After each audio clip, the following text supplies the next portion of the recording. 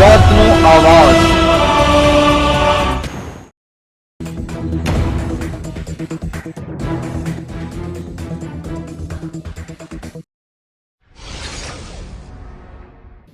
મહીસાગર જિલ્લાના સંતરામપુર નગરપાલિકા દ્વારા છેલ્લા 5 વર્ષમાં નગરના વિવિધ રસ્તા બનાવવા માટે કરોડો રૂપિયા ખર્ચી નાખ્યા, પરંતુ હજુ પણ સંતરામપુર નગરવાસીઓને સારા રસ્તાની સુવિધા ના જ મળી।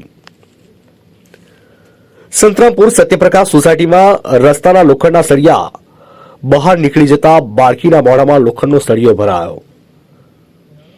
સંતરામપુર નગરના સત્યપ્રકાશ સોસાયટીમાં પાલિકા દ્વારા બનાવવામાં આવેલો રસ્તો તદ્દન બિસ્માર હાલતમાં જોવા મળી રહ્યો છે। લોખંડના સળિયા બહાર નીકળી જવાને કારણે અવરજવર કરતા રાહદારીઓને ભારે હાલાકી ભોગવવી પડતી હોય છે।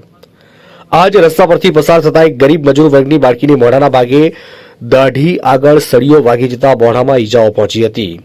ત્યારે સંતરામપુર નગરમાં આવેલી સત્યપ્રકાશ સોસાયટીના નાકા પાસે આવેલી યુનિયન બેંક પાસે મોટી સંખ્યામાં બેંકના કામકાજ માટે આવતા લોકો અને સોસાયટીના રહીશો આ જ રસ્તાનો સૌથી વધુ ઉપયોગ કરતા હોય છે, પરંતુ પાલિકા દ્વારા રસ્તો બનાવવામાં આળસ જોવા મળી રહી છે। જાગૃત નાગરિક દ્વારા વારંવાર વાત કરવા છતાં આ રસ્તાની કામગીરી નથી પૂર્ણ કરવામાં આવતી।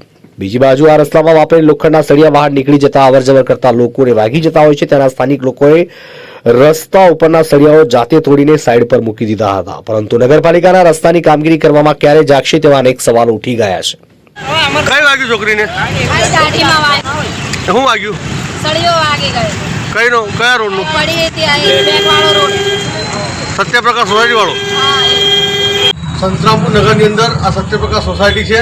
સત્યપ્રકાશ સોસાયટીની અંદર જે યુનિયન બેંક વાળો જે રસ્તો છે, ખાલી 60 મીટરનો રોડ છે, છેલ્લા 4 વર્ષથી બિસ્માર હાલતમાં છે। એ રોડના સળિયા પણ નીકળી ગયા છે અને સળિયા લોકોને વાગે છે। આજે એક નાની બાળકીને એ સળિયો વાગ્યો છે ગાડી, અને આખો સળિયો એની અહીં એને મોં પર વાગ્યો હતો અને એની ગંભીર હાલત થઈ છે। એને હોસ્પિટલ પર લઈ ગયા છોકરીને। પણ આ નગરપાલિકાનું તંત્ર, ઘોર તંત્ર ભ્રષ્ટાચાર કરીને રોડ બનાવે છે અને કોન્ટ્રાક્ટર પણ માથા ભારે હોવાથી આ રોડનું કામ કરતો નથી। રાજકીય કિન્નાખોરી રાખી એના રોડનું કામ કરતા નથી અને ખાનગી ચેનલનો પત્રકાર એ જ કોન્ટ્રાક્ટર છે, જેથી આ રોડનું કામ થતું નથી અને એક રાજકીય કિન્નાખોરીથી આ રોડ બનાવતા નથી। તો તંત્રને અપીલ છે કે તાત્કાલિક ધોરણે રોડ બનાવે અને આ લોકોને જે હળિયા વાગે છે જે એની તકલીફ દૂર કરે અમારી।